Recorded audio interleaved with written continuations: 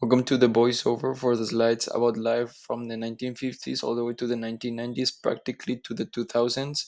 And we're going to be exploring some of the most relevant topics ranging from politics, economics, and gender roles during the time.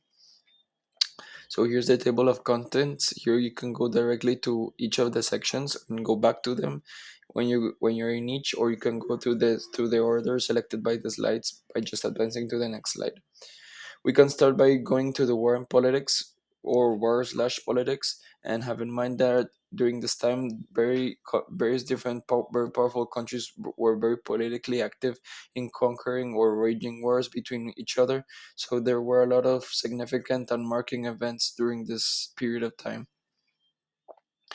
Here, I mentioned some of the most recognizable acts, wars, or violence involving politics that I'm gonna mention in the slides, which are the Cold War, the Korean War, the Vietnam War, the Civil Rights War, which involves all of the assassinations of the three most recognizable names or characters, which are John F. Kennedy, the president, Martin Luther King, the civil rights activist, and the Robert F. Kennedy, which is JFK Kennedy, which was again running for the presidency and very active in politics when he got assassinated.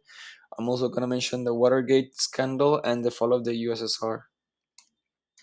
Starting with the Cold War, the Cold War was basically a period of time post World War II in which United States clashed with the Soviet Union ideas, because at this time the Soviet Union was still a thing.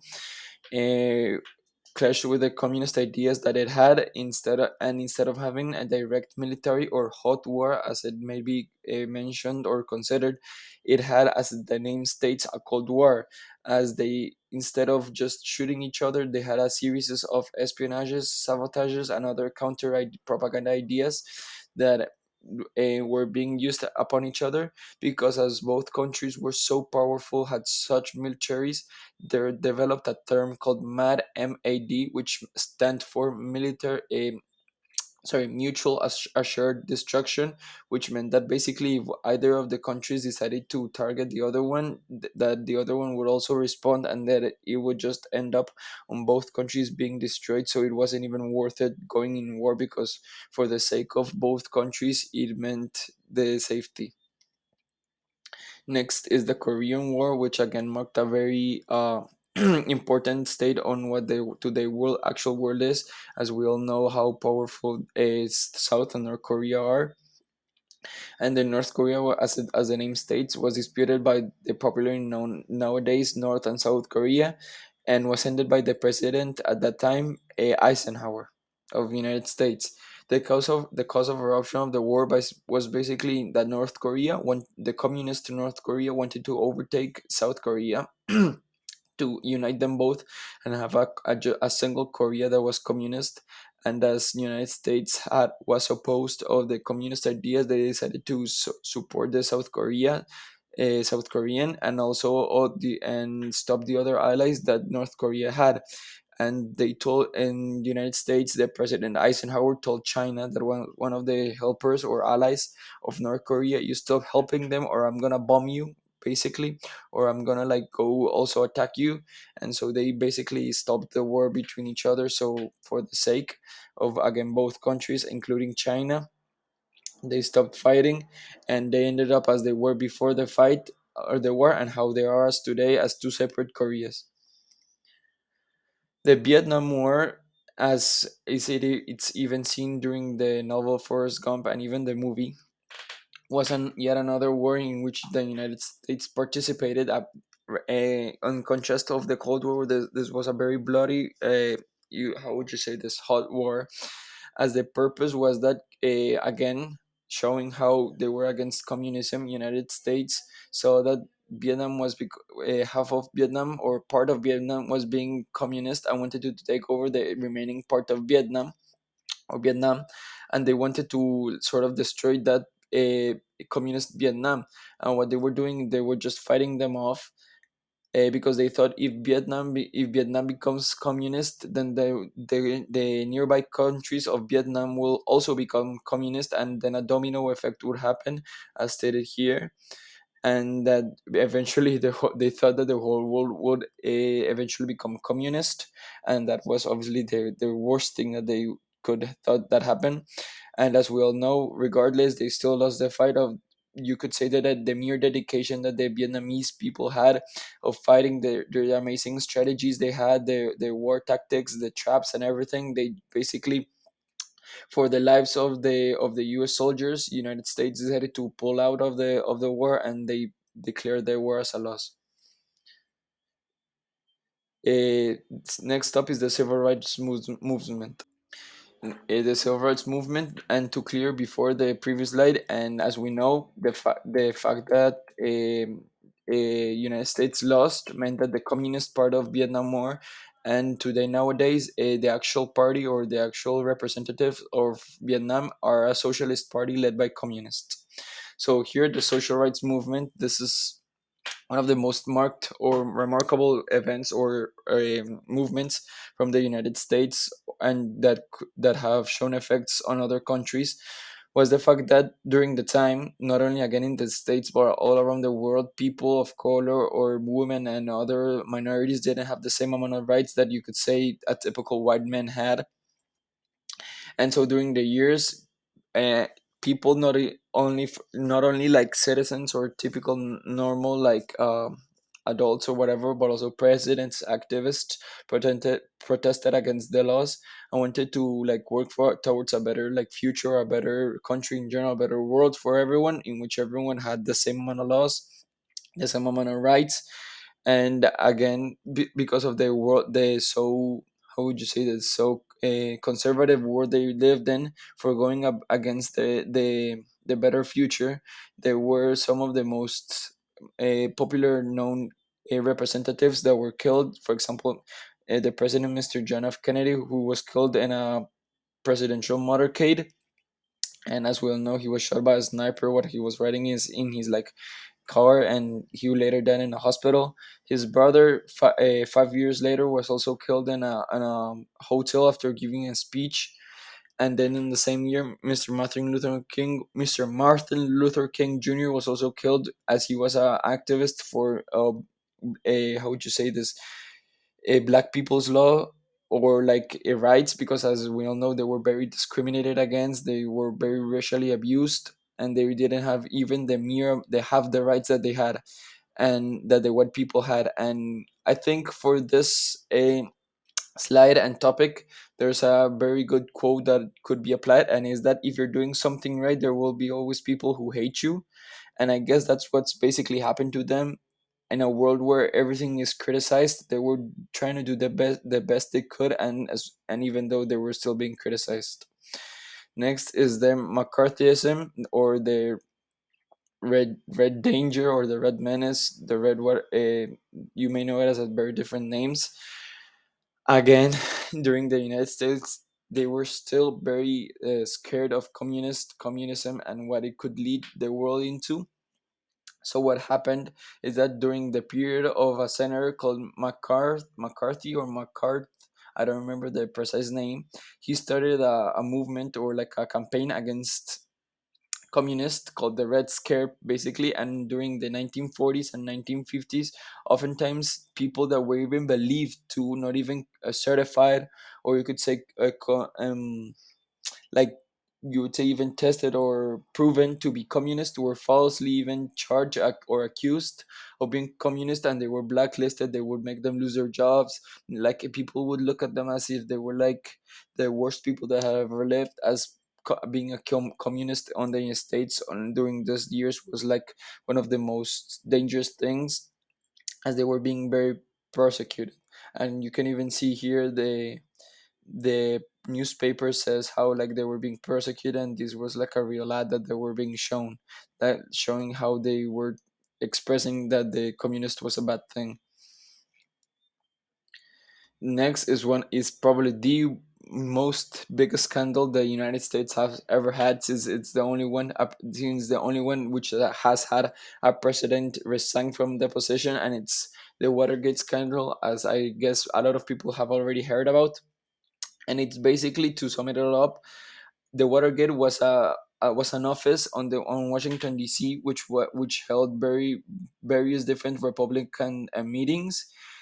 And during one of those meetings, a group of 6 or 5 men that were allegedly connected to Mr. President Nixon, which was at the time running candidate, still not even president yet, they were sent to spy to see what their opinions were. And after many trials, investigations, and interviews, secret interviews with disguised names and code names, they eventually ended up sort of linking the incident to President Nixon.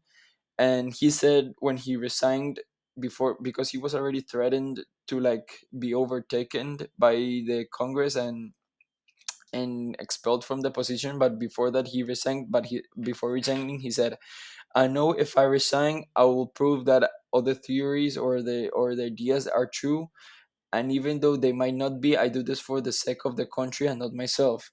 Basically saying or admitting that he was in fact involved in all of the scandal, but like he wanted to just get out of that and have a better future for the country in general.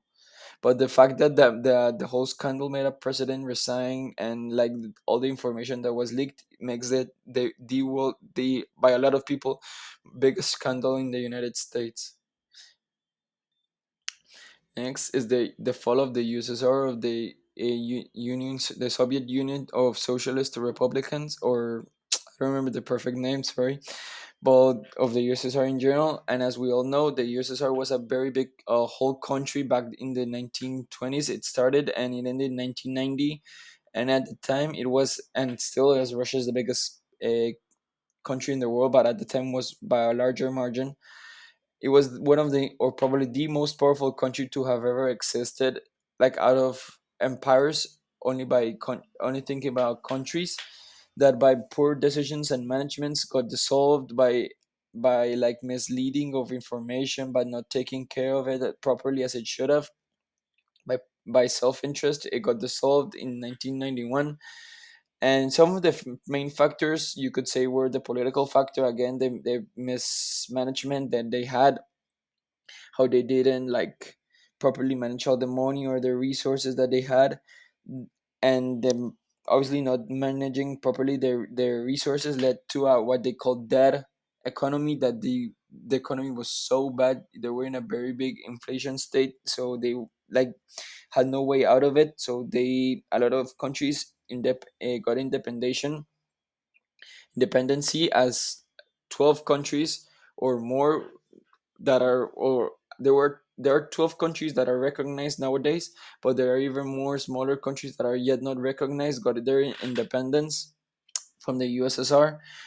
And that was also again a very big like factor for the like separation of it, because a lot of, how you could say, like a lot of countries wanted out of the USSR as they saw that it was going down, that they didn't share the same ideas as they used to before, that they were being misled into false information or very bad management of the country in general. So they wanted out of the country to have their own country with better laws, better management, their own beliefs, their own rights, their own way of taking on the country. And another one that most people don't realize or don't even think or link to the USSR failure is Chernobyl.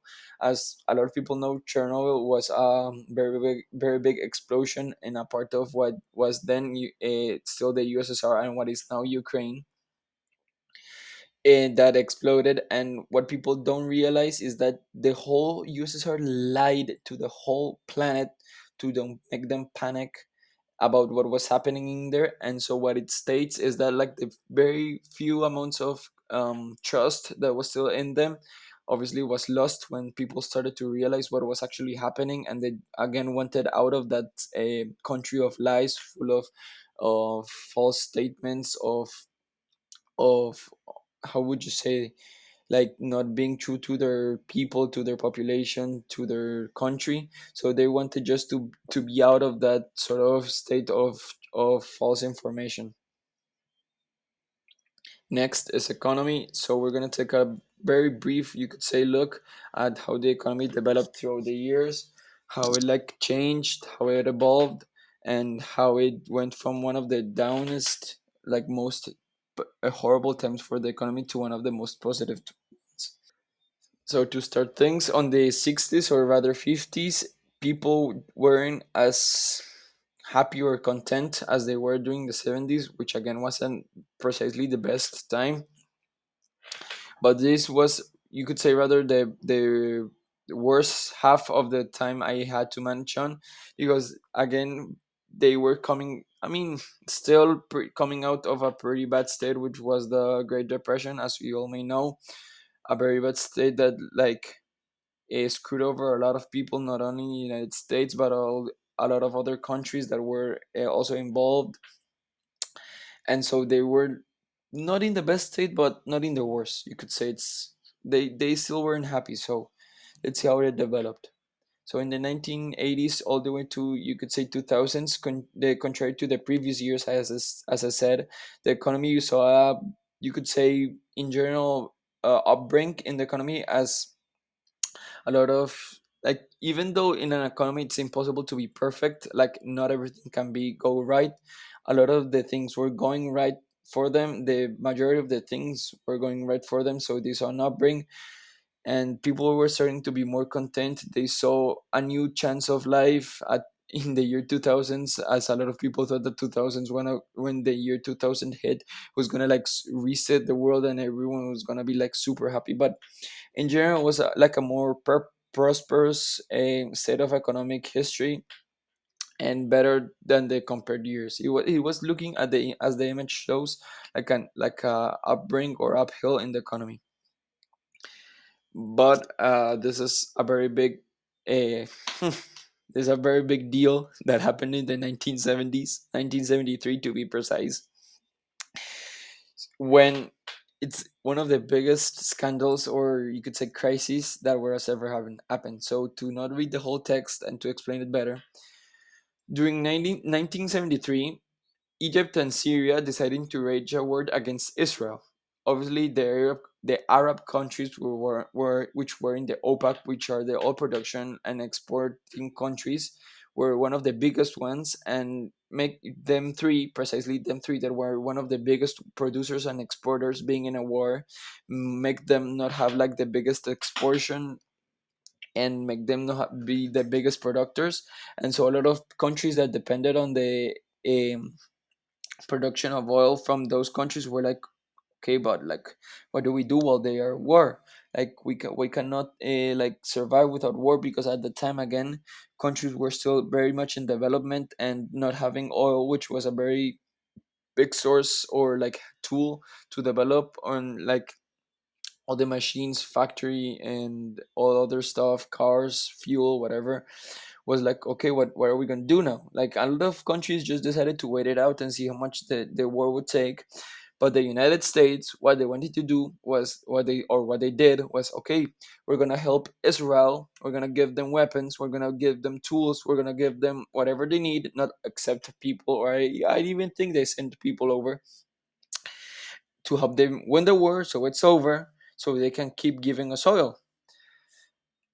On paper, the idea was good, but what happened was that basically they screwed everything even worse than it already was, because what happened was that Egypt and Syria did not like it at all that a country that like really did have anything to do with the war got involved. And so as soon as the war ended, that it, like, funny enough, it only lasted like 20 days or something. They went directly to the like organization, the OPEC, and the Arab embassy went to the OPEC and they said like, look, we're not happy with what they did to us, the United States, please don't give them oil. And the OPEC said fair enough.